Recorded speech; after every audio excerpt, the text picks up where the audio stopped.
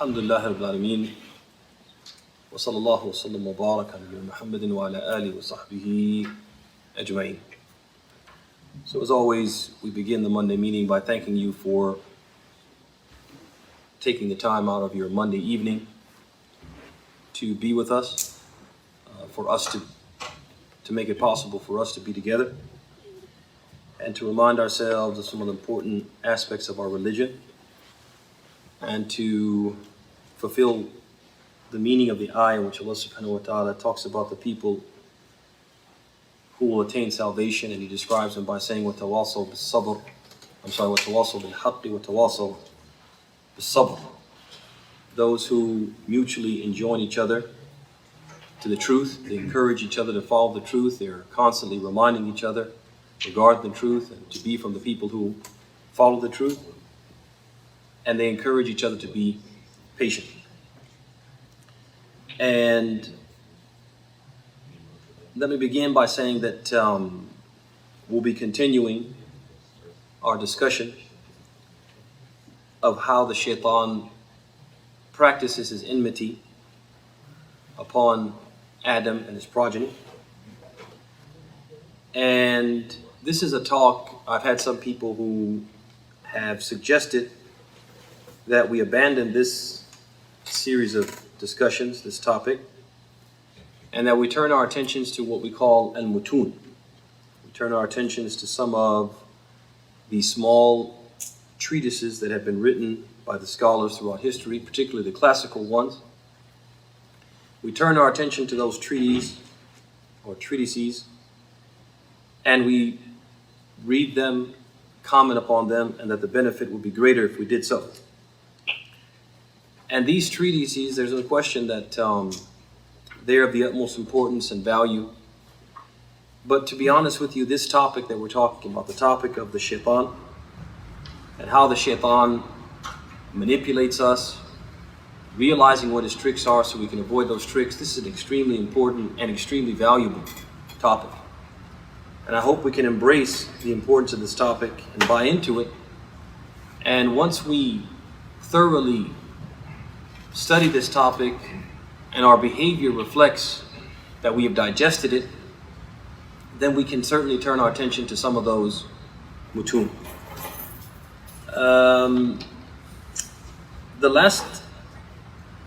About 2 weeks ago, we spent some time contemplating and pondering over the ayah from Surah Al-An'am, in which Allah subhanahu wa ta'ala, He says on the tongue of shaitan, or mentioning what the shaitan said, that he said, لَأُذِلَّنَّهُمْ وَلَآمُرَنَّهُمْ فَلْيُبَتِّكَنَّ آذَانَ الْأَنْعَامِ وَلَآمُرَنَّهُمْ فَلْيُغَيِّرُوا خَلْقَ اللَّهِ. Spent a lot of time on the ayah in which Allah subhanahu wa ta'ala says that the shaitan said regarding man or Adam and his progeny, I will misguide them, I will take them away from the straight path, and I will command them so that they will sever, they will cut the ears of cattle, and I will command them so that they change the fair nature created by Allah. Spent a lot of time on that, and in the following week we answered some questions, some follow-up questions about that ayah. I received 4 more questions via email, and I would be remiss if I did not answer those questions. So we'll start out by answering those questions, and then we'll resume our discussion on the topic of how the shaitan practices enmity toward Adam and his progeny. So the first question the brother asked, and these questions came from the brother Latif, who is a PhD student at USC. I hope if he's not here, that he's watching. So the first question he said was, you explained how tattoos are prohibited for Muslim women. Does Islam say anything about permissibility or otherwise of the same for Muslim men? And is there any type of tattoo acceptable for either men or women? Second question was, some people are born naturally with locks. And from my understanding, if the hair is cut after the 7th day of birth, the locks won't grow again. What does Islam say about keeping locks by Muslim men especially? Third question, piercing of the nose. I was told it's acceptable for Muslim women. I don't know how correct that is. Is piercing the separation between the two nostrils also acceptable? So typically when we talk about piercing the nose, we're talking about a piercing on the outside of one side of the nose. So he's specifically asking about a piercing between the nostrils. So for example, a person will pierce and then they'll have a ring that may hang down. He's asking, is that acceptable as a form of beautification? His fourth and final question is, last Monday he says you mentioned about delaying saying the truth to a person for the fear that he may leave Islam if he is doing something unacceptable. Is there any time it is encouraged to say the truth irrespective of how the person feels about it, or should we just continue to play along in perpetuity? These are very good questions, and so we'll try to answer them ala ujala. So the first question he asked was about the prohibition of tattooing, which is largely based upon the hadith of Ibn Mas'ud, in which he said that the Prophet ﷺ said, لَعْنَ اللَّهُ الْوَاشِمَاتِ وَالْمُسْتَوْشِمَاتِ. Allah's curse be upon the women who do tattooing and those who get tattooed. And so he asks, he says that the hadith talks about women. Is it equally prohibited for men? And is there any type of acceptable tattoo? So the answer is from a number of angles. First of all, we would say that the ruling is, or tattooing is equally prohibited for both men and women. So just like women cannot be tattooed, men cannot be tattooed, nor should they take tattooing as a profession. And we say that the evidence for that is from a few angles. Number one, the general qa'idah, the general rule in Islam is that al-aslu أن ما ثبت في حق الرجال فهو ثابت في حق النساء والعكس كذلك. That the original rule says that whatever is confirmed regarding women is equally applicable to men, and whatever is confirmed regarding men is equally applicable to women, unless there is evidence to the contrary. That's the first thing. The second thing is that there's another qa'idah that says al-hukmu يدور الحكم يدور مع علته وجودا وعدما. That the ruling for something, it comes and goes. It is eternally linked to the justification for it, the reasoning behind it. وجودا, present, وعدما, and absent, which means if the illah is there, the justification and the basis for the ruling is there, then the ruling applies. If the justification or basis is not there, the ruling will not apply. It will not be applied. So, what is the illah? What is the reason, the justification the scholars have given for the prohibition of tattooing? One, the majority of the scholars say that tattooing is a type of taghyir li khalqillah. It's a type of changing of the creation of Allah, and that's supported by the context of the hadith of Mas'ud.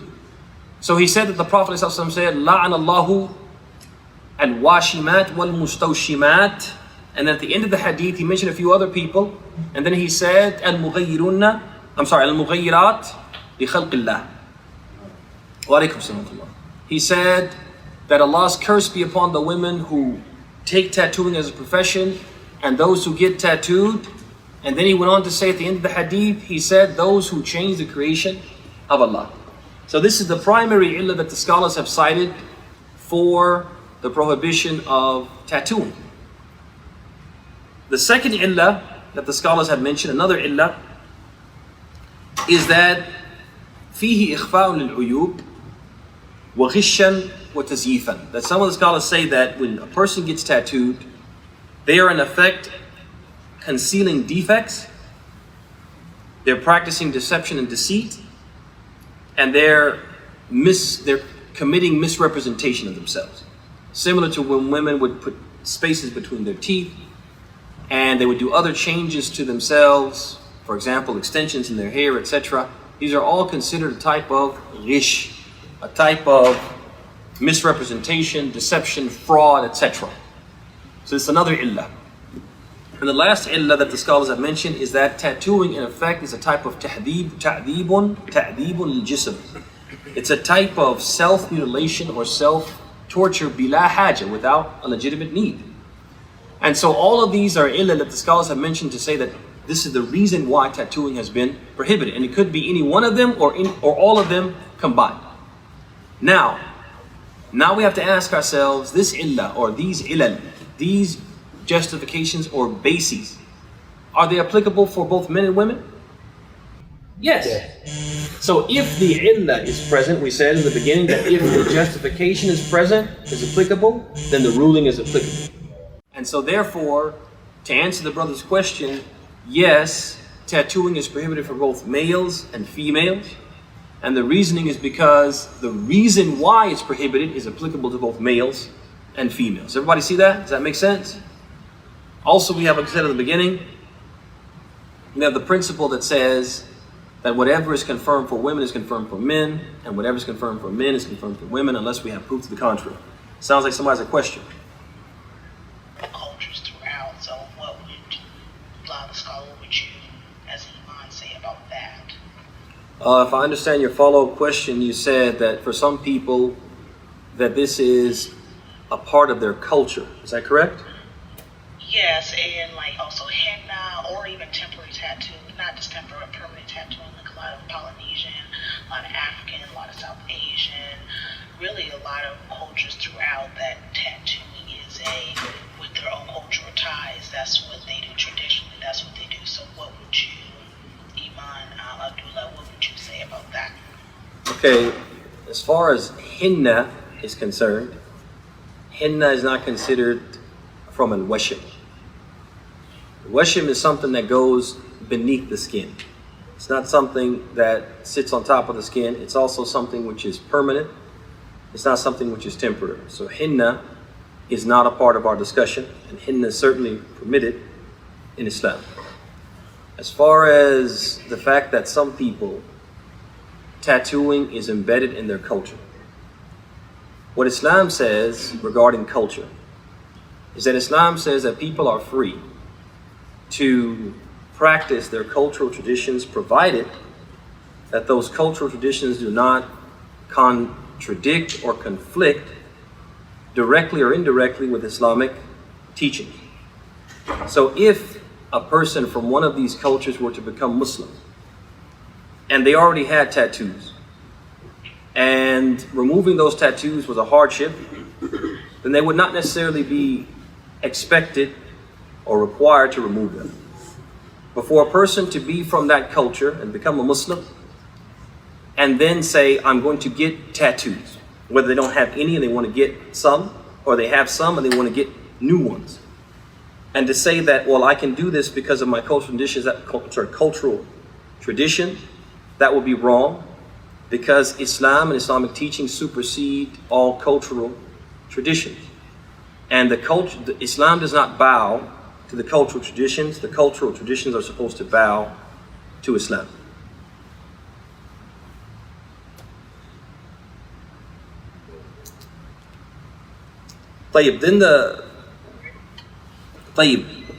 So to complete the answer to the brother's question, he said, are there any permissible forms of tattooing? And tattooing in the sense of what we mean, the permanent tattoo that goes under the skin, the only permissible form would be, the only one I can picture or envision, would be a tattooing that was done daruratan. It was done out of extreme necessity. A person was basically compelled to do it. For example, if a person had to be tattooed as a type of ilaj, as a type of treatment for some type of illness. I don't know if such a thing exists, but that would be an example of a permissible tattooing. Why? Because the general principle is that if a person is forced to do something haram, then that haram thing no longer becomes haram because of what? Because of the necessity, the extreme need. And the qaida, it says, al-darurat tubih al-mahdurat, that extreme necessity makes what is normally illegal, legal. But the second question that the brother asked was with respect to locks. Locks for men. And we talked about this extensively, and we said that at the end of the day, it was permissible, provided that there was no shuhra, that it does not become something which it attracts negative attention to the person, or something which, in effect, because of the environment in which he lives, it becomes a type of tashabbuh, type of imitating the kuffar, imitating the non-Muslims. So if it is a hairstyle which is specific in the place where he lives, at the time which he lives, specific to the non-Muslims, such that anybody who sees a person wearing that hairstyle would say, this person is from this religion other than Islam, they automatically associate that hairstyle with being a non-Muslim. It would not be permissible. But in the absence of these two cases, it would be acceptable. We talked about that last week. But number 3 from his questions was about a nose ring through the nostril. Personally, my feeling is that this is likely falls under the category of a tashabbuh, of the prohibited mimicking or resembling or imitating of the non-Muslims, because this is not something which is known amongst the Muslims. Do the Muslims do nose rings? Yes, but not in this way, not through the nostrils. They do the nose rings on the right or left side of the nose. And so, yahtamil, as they say, it's plausible, it's conceivable that it could be seen as imitating the non-Muslims, because they're the only ones, as far as I know, that do this. But if a person lives in a place where it is done by both what? Muslims and non-Muslims, or it's done by Muslims primarily, and there is no fear of a tashabbuh, of the prohibited mimicking or resembling of the non-Muslims, and there is no fear of shuhra, as we said earlier, then it would be permissible, because the asl, as we talked about before, the original rule when it comes to these types of things is permissibility. So again, if there's no tashabbuh, there's no prohibited imitation of the non-Muslims, there's no shuhra, there's no inviting of negative attention, it would be permitted. But there's another concern, and that is, as the brother said, it's being worn as a type of adornment, a type of beautification, a woman beautifying herself by wearing the ring in this way. And so if she does that, it's not something that should be worn in public, in front of her non-maharim, her non-relative male, non-relative males, not her non-male, but non-relative males. ويدل ذلك, and this is evidenced by the ayah in which Allah subhanahu wa ta'ala says regarding women, وَلَا يُبْدِينَ زِينَتَهُنَّ إِلَّا مَا ظَهَرَ مِنْهَا. They should not display their beauty and ornaments, except what ordinarily appears thereof. إِلَّا مَا ظَهَرَ مِنْهَا. What is the meaning of إِلَّا مَا ظَهَرَ مِنْهَا? According to Aisha radiallahu anha, Ibn Abbas radiallahu an, and Ibn Umar radiallahu an, the meaning of إِلَّا مَا ظَهَرَ مِنْهَا is al-wajh, face, wal-kaffayn, and the two hands. This is what a woman is allowed to display. And according to one of them, they also included al-hinna, right, the dyeing of the hands, and the dyeing of the hands. And they also included al-khatim. They also included a ring that a woman might wear. They consider this acceptable beauty or adornments that a woman could show. Outside of that, they didn't consider it. So if a woman adds a layer of beauty to her face through using maquillage, for example, she uses makeup and she makes herself more beautiful, eyeliner, and she uses, eyeshadow, and she uses blush, and she puts on lipstick, etc. So she enhances the beauty of her face. This is another layer of beauty that has to now be what? Has to be covered, because Allah says, إِلَّا مَا ظَهَرَ مِنْهَا, and مَا ظَهَرَ مِنْهَا, according to the scholars amongst the Sahaba, is what? The face, unbeautified, and the hands, and al-hinna, and al-khatam. So that said, if a woman adds beauty to her face, like in the case of this ring, she would have to what? Not either come outside with her face covered, not showing it, or she would have to take it out when she goes outside in the public, in the front of men to whom she's not related.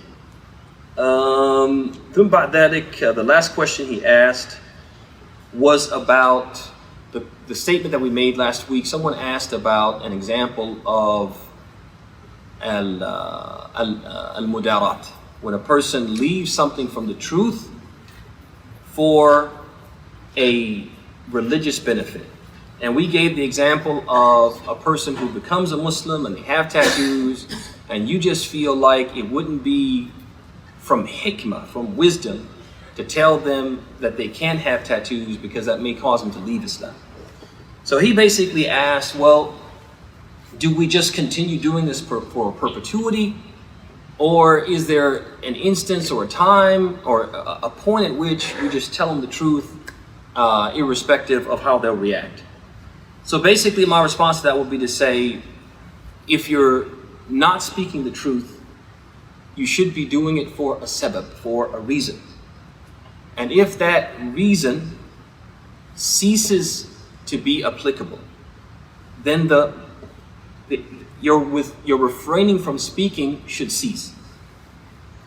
The second thing is that sometimes the wisdom necessitates that you speak. And so if wisdom necessitates that you speak, if it's better at this point to speak, you speak. Or sometimes the matter that you're being quiet about is a matter which you're not permissible. You're not permitted to be quiet about. So in that case, you have to speak. So it's a situational thing. It depends on the circumstances, and there's no one right answer.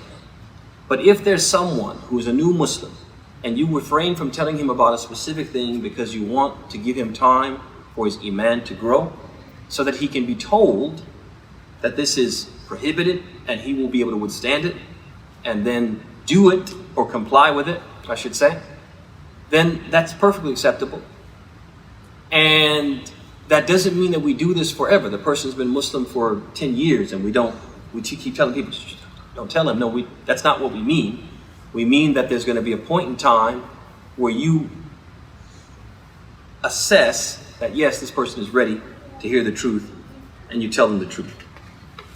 So with that said, we'll get back to our discussion. And tonight we're going to look at the ayah from Surah Al-Isra, and we've mentioned it a few times but have not discussed it in detail.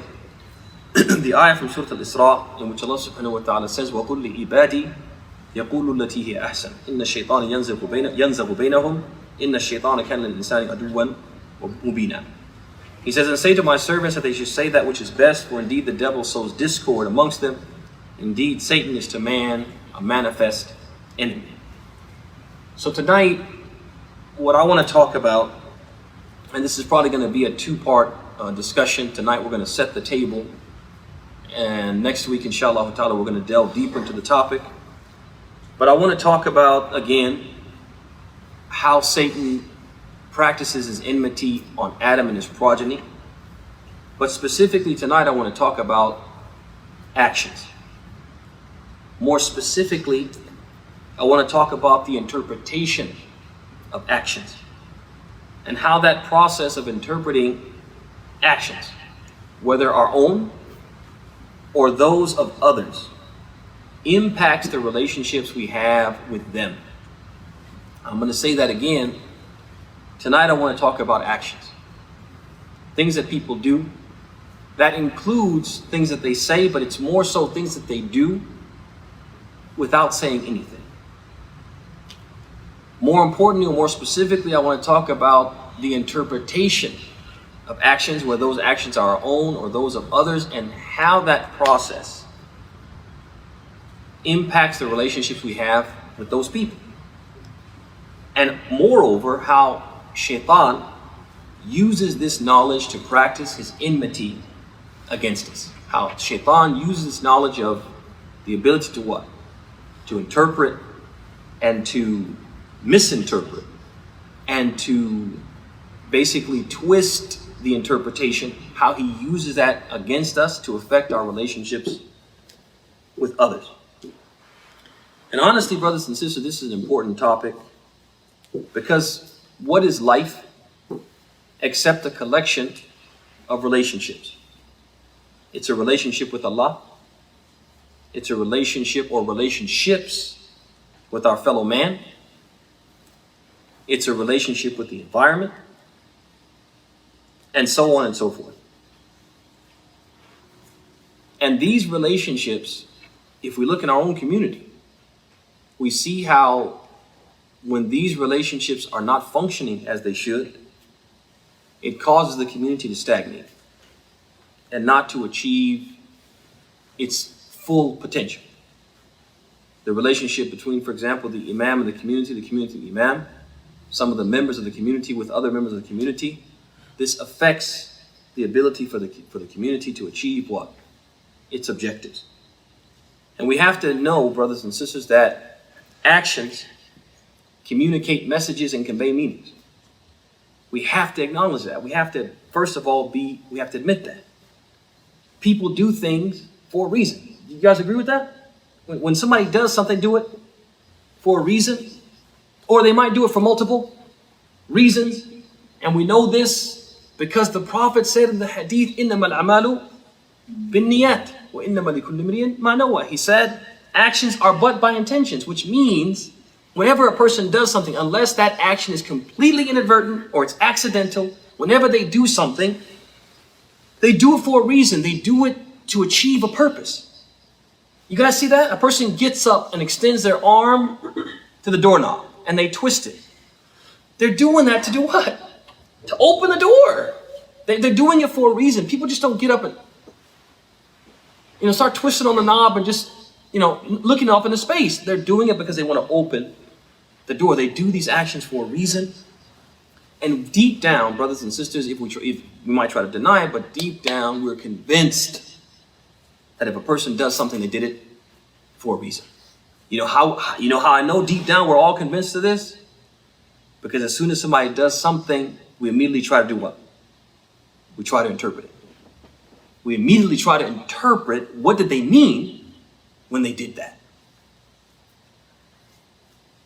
But what we have to acknowledge, and this is something very important for us to succeed in not being defeated by the shaitan or not allowing the shaitan to use his weapon against us, it's very important for us to acknowledge that interpreting actions is very difficult to do.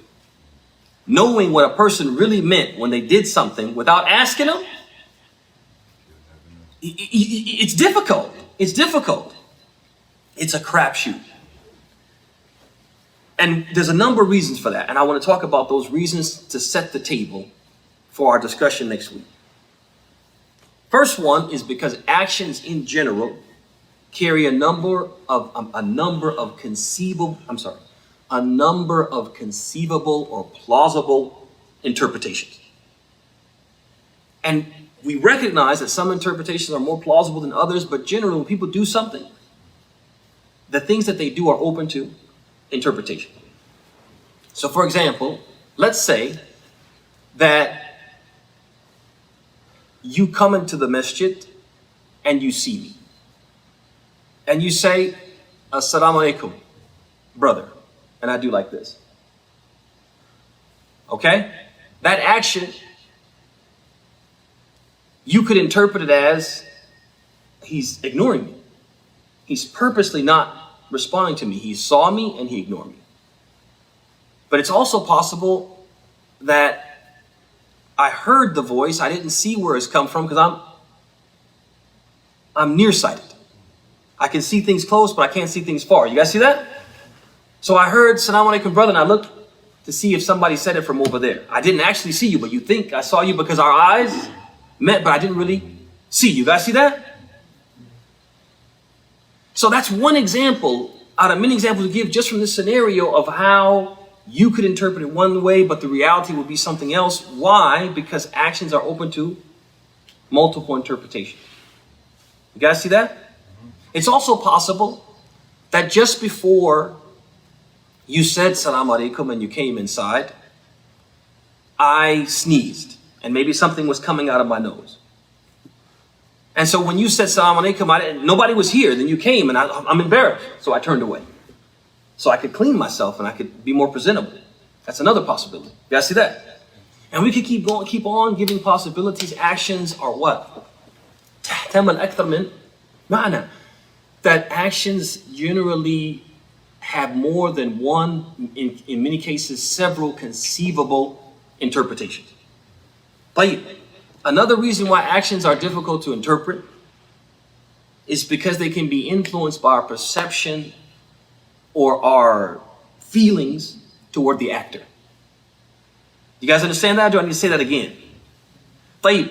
Actions, another thing that makes it really difficult for us to nail down what did the person mean when they did that, is the fact that in many cases when we witness an action, the way that we interpret it is influenced by our perception or our feelings toward the one who did it. Is that not so? Is that not so? If you like somebody and they do something that could be interpreted in a positive or negative way, if you like them, you're more likely to do what? To interpret in a positive way. Isn't that so? Oh, he didn't mean it like that. Because you like them, or you're linked to them. There's some type of connection to them. But if you don't like them, or there's some beef. Okay, you could say beef if you like that word. Yeah, beef, we could say that. Or you're disconnected to them. If you don't like them, you're disconnected to them, whatever, or disconnected from them, I should say, then you're more likely to interpret those actions, which could be interpreted positively or negatively, you're more likely to interpret them in a what? In a negative way. Is that not so? I'll give you an example. Former president. The former president. This guy is extremely polarizing. Former president was extremely polarizing. You either liked him or you hated him. Is that not so? There weren't too many people like, I'm not sure. Jury's still out on him. No, you either liked him or you hated him. Tayyib. He made a lot of comments that could be construed as racist or bigoted. A lot of comments like that. The people who don't like him or didn't like him were quick to interpret his statements as what? As racist. That's what these are racist. And that statement is a racist statement. Right? They were quick to do that. And the people who liked him were reluctant, to say the least, and in many cases they just outright refused to acknowledge that he made a statement of racism. And there was never anybody in the middle. Well, I really got to think. No, it was always either he's a bigot. No, he's not a bigot. Why? Because I like him. I'm sorry, I dislike him. I like him. You guys see that? That's another reason why it's difficult for us, because the fact that we like or dislike a person prevents us from what? It blurs our vision and causes us not to be fair, to be biased. You guys see that? That's important for us to bear in mind, because who's going to use that bias to his benefit? The shaitan. He's going to use that bias to his benefit and interpret the actions of the actor in the worst way if that benefits him. Or even sometimes in the best way if it benefits him. See, for example, we talked a lot about these celebrity imams and how some of the outlandish statements that they make. People like them so much that when they say kufr, they say something which is disbelief, people nod their heads. And the shaitan uses the fact that they like them to make them interpret these words, which are disbelief, in a way where they can somehow swallow it. You guys see that? At any rate, the shaitan is going to use the fact that our perception and our biases, is going to use that in his favor. Tayyib. Another thing that makes interpreting actions particularly difficult is that the action itself doesn't tell the whole story. When somebody does something, that action itself doesn't tell us the whole story. There's usually additional what? Context, right? There's other things that are at play that led the person to do the action that we're likely unaware of. You guys see that? Unaware of. In addition to this, actions can be influenced by emotions. Is that not so? That a person can do something and that's emotionally driven and not necessarily reflective of a person's beliefs or their character. Does that happen? Do people sometimes do things that's out of character, that's not really who they are, but they do that? Does that happen? Certainly it happens. It also, some people do things because of their heightened emotional state that they do it, but they don't have any malicious intent. But rather they do it because there's a lapse of judgment or an irrational reaction to a heightened emotional state or some emotional or other trauma. Can that happen?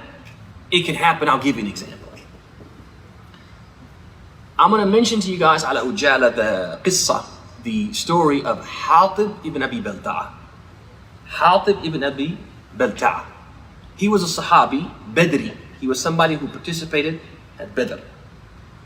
And he was a companion, loyal companion. He wasn't a hypocrite. When the Prophet ﷺ was planning to do the conquest of Mecca, to go ahead and march to Mecca and conquer it, seize it, he made it a point to conduct his operations secretly. He swore the Muslims to secrecy as they planned, so that they would catch the Quraysh and the pagans of Mecca off guard. Hatib, he, unlike many of the Prophet's companions, was not Qurayshi. He was not from Quraysh, and he didn't have any relatives from Quraysh. And he wasn't somehow a distant relative of Quraysh, but he had family in Mecca. And he feared that if they found out, they would harm his family. They found that the Prophet was going to attack them and they somehow were victorious. They would harm the families of the Muslims who participated in the conquest or the attempted conquest. So he thought to himself, in that instance of heightened emotional state and wanting to protect his family, he thought to himself, what if I wrote them a letter and I told them what the Prophet's going to do? If Allah wants him to get victory, he'll be victorious regardless of what I do. But if he somehow, some way was not successful, the Quraysh would look favorably upon what I did and they wouldn't hurt my family. So he wrote the letter. And of course, Allah revealed to the Prophet that he had sent the letter by a female courier. He had her stopped. They brought the letter back. They brought the letter to the Prophet Muhammad. They read it out to him and he summoned Hatib. And he told him, he said, Ma hada ya Hatib. He said, what is this?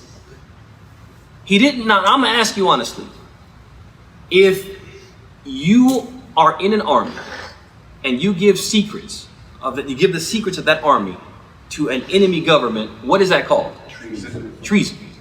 What do? They assassinate you, right? So basically, if you look at it on the surface, Hatib committed treason, an act punishable by death. Got it? When he was brought before the Prophet, did the Prophet say, Udrub unuqahu? Go ahead and cut him down. Did the Prophet say that? No, he said, Ma hada ya Hatib. He said, explain yourself. Explain this, ya Hatib. So Hatib, he said, La ta'jal alayya. He said, O Messenger of Allah, I know how this looks. I know it looks really, really bad, but it's not what you think it is. Give me a chance to explain.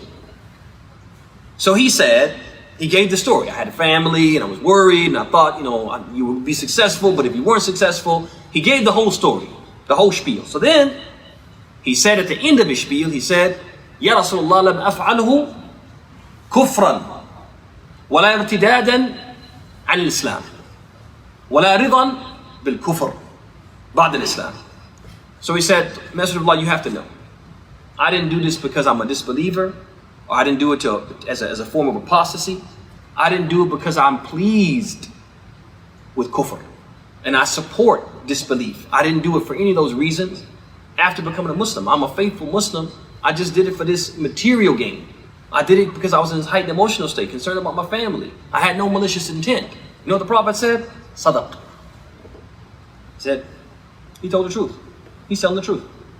You know what Umar said? Umar said, Da'ni ya Rasulullah, adrib unuq hadal munafiq. He said, let me, O Messenger of Allah, please allow me, give me permission to cut off the head of this hypocrite. So then the Prophet said, whoa, Umar. He said, innahu shahida badran. He said, this is a man who fought with us at Badr, the first battle of Islam. وَمَا يُدْرِيكَ. And what would let you know?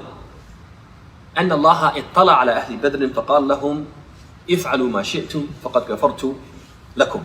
He said, and what will let you know that Allah subhanahu wa ta'ala, He looked favorably at the people who fought in that first battle, outnumbered, in a situation where most people would say, you know what, another day. They fought anyway, and they won. And Allah looked at them favorably and said, do whatever you wish, because because I've forgiven you. So what can we see from this story that matches up with what we just talked about? One, actions have meaning. Because the Prophet said, Ma hada. He said, what is this? Meaning what? You did this for a reason. There's a meaning. But he's also telling us the meaning is often hard to what? Interpret. The Prophet is admitting, I'm not really sure how this is supposed to be interpreted, so I have to ask you, Ma hada. You guys see that? The Prophet is teaching us that people do things and we consider the thing they did as mustankar, something repugnant, something unacceptable, something abhorrent. We look at it like that on the surface, but it's more to it than that.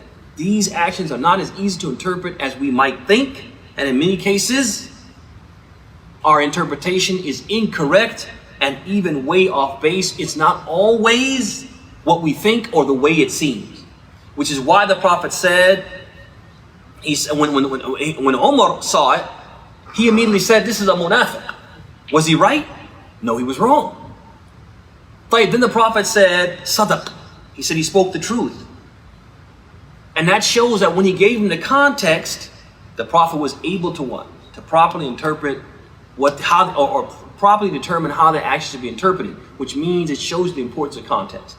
Somebody does something, I'm not going to rush to judgment until what? Until I know all the details. Brother, I came in, I gave you salam, you looked the other way, I felt a certain type of way. Akhi, I did not see you. I heard you and looked over here thinking the voice came from over here. Now you know that context. Do you feel different? You feel different. But you could have came in and said, you know what? He turned the other way. You know what? I'm going to turn the other way. I'll never speak to him again. You just go over here and pray. And he's like, what happened? I speak to the brother, he doesn't speak to me more. Because you allow yourself to make that assumption, you don't follow up and get the context, what happens to your relationship? The relationship gets spoiled, sour. Who wins? Shaitan. Y'all see that? We also learn from the qissa of Hatib that a person's actions are not necessarily a reflection of their beliefs or character. Hatib was a sincere believer. He believed in Islam. He just what? He had a lapse of judgment. There was no malicious intent. You see it clearly. The Prophet said sadaq. He told the truth. And he said, Ma fa'altu kufran. He said, Wallahi, Ya Rasulullah, I didn't do this out of disbelief. I didn't do this as an act of apostasy. I believe in Islam. I love Islam. I was worried about my family. Y'all see that? Not a reflection of what? My beliefs and my true character. What I'm really about. A person can also do something we learned from this for purely emotional reasons, motivated by material concerns. It was all about what? My family. Saving my family. Something material caused me to what? To compromise my spiritual standing. And also because the Prophet said, Ya Umar, whoa. This guy participated at Badr. It's like the Prophet is telling Umar in a roundabout way. We can't define him by the worst thing he's ever done. We got to define him by what? By the best thing he's ever done. Y'all see that? So look at the difference. The Prophet is kind of teaching us how we have to be careful with these interpretations because it can lead us down the wrong path and destroy what? Destroy our relationships. That doesn't mean, it's critical for me to say, it doesn't mean that wrong actions somehow become what? Become right. It doesn't mean that. It didn't mean in the case of Hatib, because the Prophet said at the end of the hadith, وَمَا يُدْرِيكَ لَعَلَّ اللَّهَ اطَّلَعَ عَلَى أَهْلِ بَدْرٍ فَقَالَ إِفْعَلُوا مَا شِئْتُمْ فَقَدْ غَفَرْتُ لَكُمْ. He mentioned that Allah looked favorably to the people of Badr and said, do whatever you will because I've forgiven you. Forgiven you because you did good? Forgiven you if you do something bad. The Prophet mentions it in this context of saying that what Hatib did is what? Is wrong. So the Prophet's not saying, well, because you had good intentions, it makes it right. No, it's wrong, but he's going to be forgiven. Why? Because of the totality of what motivated him, the totality of the context. You guys see that? Finally, actions can be hard to interpret because their interpretation is often influenced, I should say. Their interpretation is often influenced by our experiences. Y'all hear that? And a lot of times we interpret what we see in light of our experience. Like our experiences become like a lens. You guys ever seen those like those mirrors that when you look into it, it makes you real skinny? And then you have another mirror that you look into it, it makes you what? Fat. Y'all see that? And then you have the mirror that makes you look like an hourglass. So you're fat on top, skinny in the middle, and then fat on the bottom. You guys see that? So it's almost like your experiences become something like that. When you look through it, it alters what? The image that you see. It distorts it. Exactly. It distorts. It distorts the image that you see. So you see the action different than other people see it. Why? Because you're looking at it through the lens of your experiences. Now, I know this is like vague and abstract, so I'm going to give you an example. Let's say, for example, right, that in your experience, you've had someone promise you something. They make a promise. And then they postpone the fulfillment of the promise. Somebody says, hey, man, I'm going to take you to dinner on Friday. Me and you, we can go to dinner. Friday comes, man, I need to take a rain check. How about Sunday? Say, okay, inshallah, Sunday. I'm free.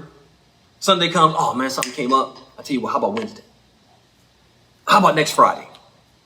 Friday comes, you meet him, you're at the restaurant, and you're waiting and never shows up.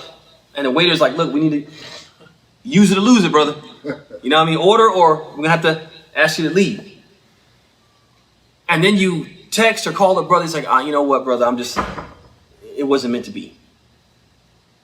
So you have this experience. So now you have another experience with somebody else where they promise you, they say, hey, man, they got the auto show downtown this week and next week. What you say, man? I got 2 tickets. Why don't we go together? So, okay, that's cool. Ben, he says we're gonna go on Thursday, the first day of the show. So then he calls you and says, hey, I can't do it Thursday. How about Saturday? Immediately, you're like, you know what? Forget it, man. Why you say forget it? Because you think, oh, you're gonna do just like the other brother, keep kicking the can down the road and ultimately not fulfill your promise. So our perception of the postponement, this person really, the second person is sincerely committed to following through. I got 2 free tickets and I want to take you. Out of all the brothers I could take with me, I want to take you. I just can't do it Thursday. Something really, really did come up. I had a family emergency. I can't do it tonight. If it wasn't something that I didn't have to handle, I would keep my word. Saturday we're going. By hook or by crook. You're like, no, that's all right, I'm cool. Use the ticket with somebody else. The experience that you have with the first person influences how you view the action of this person. The postponement as an action is based upon what? The experience you have with the other person, which is not fair. We're projecting onto somebody else. This person did this to me, you can ready to do the same thing. Right? Just because the circumstances kind of look similar. And we can give like a bunch of practical examples, and maybe we should give one example because I want to see, let me give an example. Another example where we'll go through this together. And we'll see how the shaitan plays tricks on us, right? Let's say, for example, you had a friend in the community. And you guys were friends and everything was good. And all of a sudden that friend started hanging out with a brother named, we'll call him Brother X. And the more he hung out with Brother X, the more he became estranged. The more he became distant. And pretty soon, you guys weren't friends anymore. Not even the basic salam, how you doing? None of that. When you started hanging out with Brother X. So you develop a friendship with another brother. And everything is going good, and all of a sudden you see that brother hanging out with Brother X. And this brother typically, you call or text every day or every other day. 2 days don't go by and you haven't been in touch with this particular brother, and then some time goes by and you don't hear from him. And he's been hanging out with Brother X. So you call them, not answering. Leave him voice message, no reply. Send a text, no response. What's going on here? What's going on here, brother? What y'all think? Brother X. It's Brother X, right? It's Brother X. Right? That's what we all think, right? I'm going to ask you honestly, though. Could our friend be sick, incapacitated, or have some type of emergency? Could that happen? Yes. Could it be that it could be that?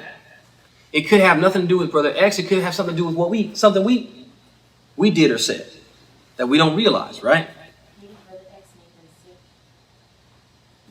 Could be. But it could be, the point is that it's more than just what? Brother X is not the only possible interpretation, but immediately our mind goes where? Because of what? Because of our experience. You guys see that? So, I say all this to say that the shaitan, he uses our natural inclination to interpret actions, which are hard to interpret, and the fact that we don't pay attention to how hard it is to interpret them. He uses that in his favor to get us to interpret the action in the way that suits his desires, sometimes in a good way, sometimes in a bad way, and then ultimately to destroy what? Our relationships. Now, I want you to think about that because I'm going to stop here and open the floor for any discussion. I want you to think about that in light of a couple things that I've observed in the short time I've been in the community. And that is the relationship between the imam and the community, the relationship between the community and the imam, and the relationship between members of the community, some of them towards others. I'm going to ask you honestly, and you can correct me if I'm wrong. Maybe I'm misinterpreting. My perception is off. Would you say that those relationships are good? They're where they should be? Yes, no, maybe so. Tell me, what do you think? What do you think, Muhammad? Where they should be? I really don't know. That's a fair answer. I like that answer. That's a safe answer. Yeah. No, but I really don't know because, I know just what from my experience. Hey. My relationship is, Hey. But really I don't know. Okay, now you and the imam, that's you and the imam. I'm talking about the community as a whole. Not you as an individual. But, like, what do you think, Hamza? I don't want to put you on the spot. You can do like I don't know. Gotta have a relationship with Allah Sa? first. Sa? Relationship with the house of Allah. Hey. I mean, we can throw those in too. Is our relationship with Allah right? Yeah. It's one of those things, you're dealing with those things first. So, Hey.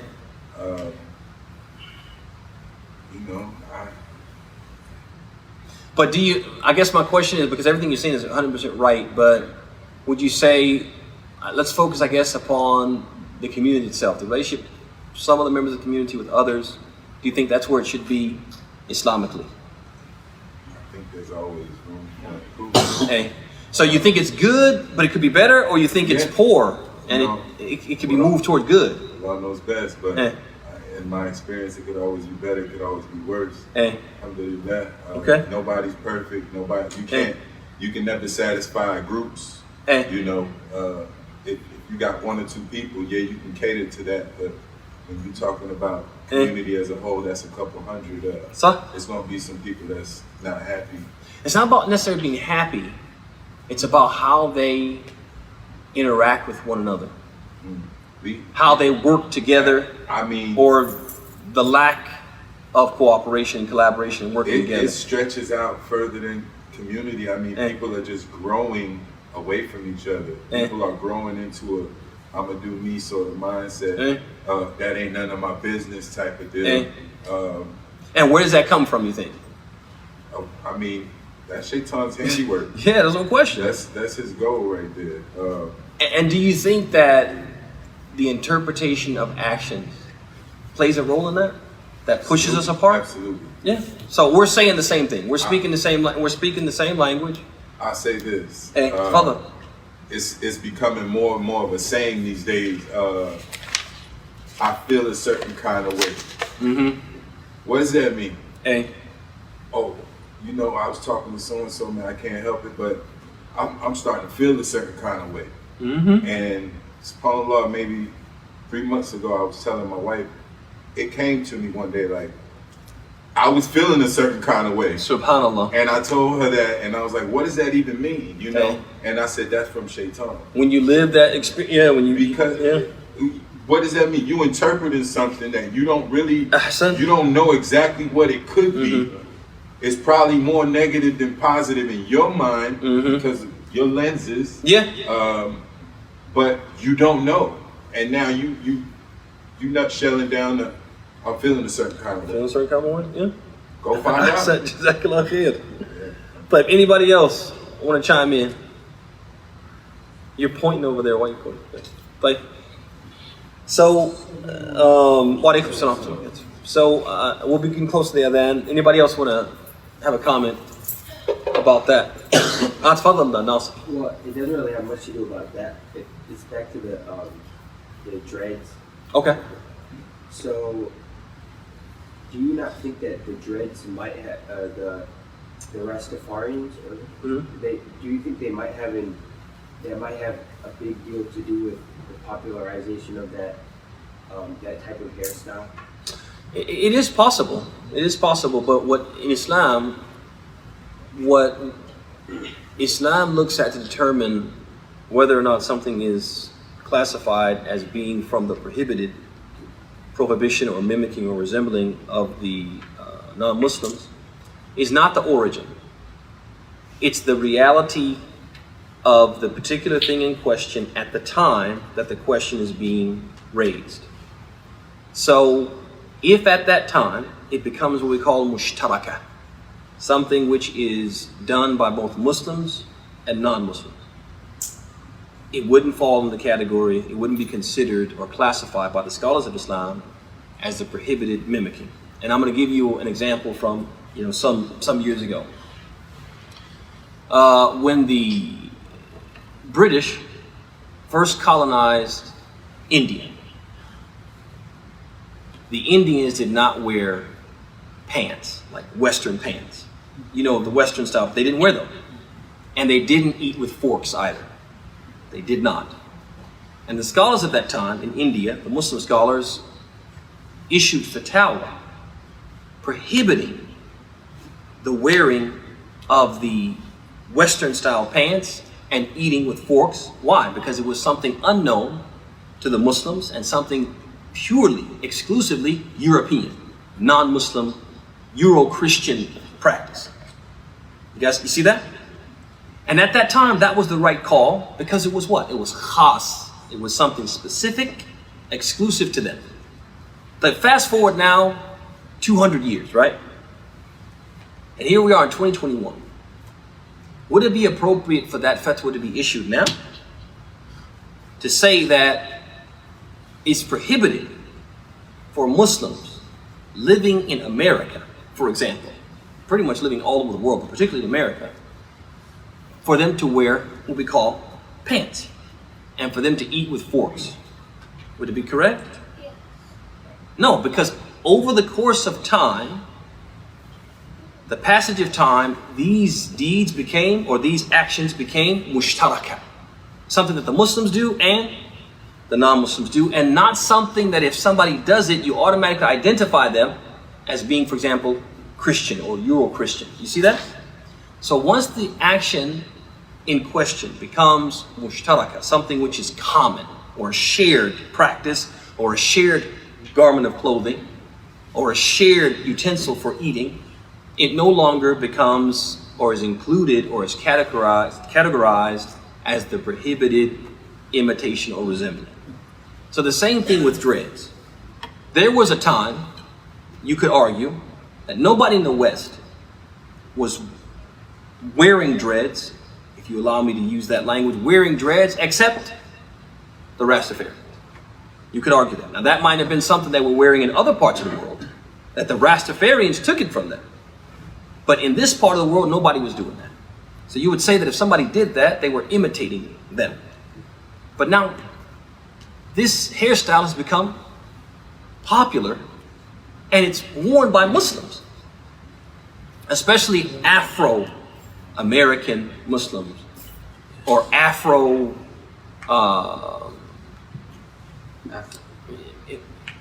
you have, for example, Afro-Latino Muslims, right? Muslims from a type of Afro-cultural background, will wear this hairstyle.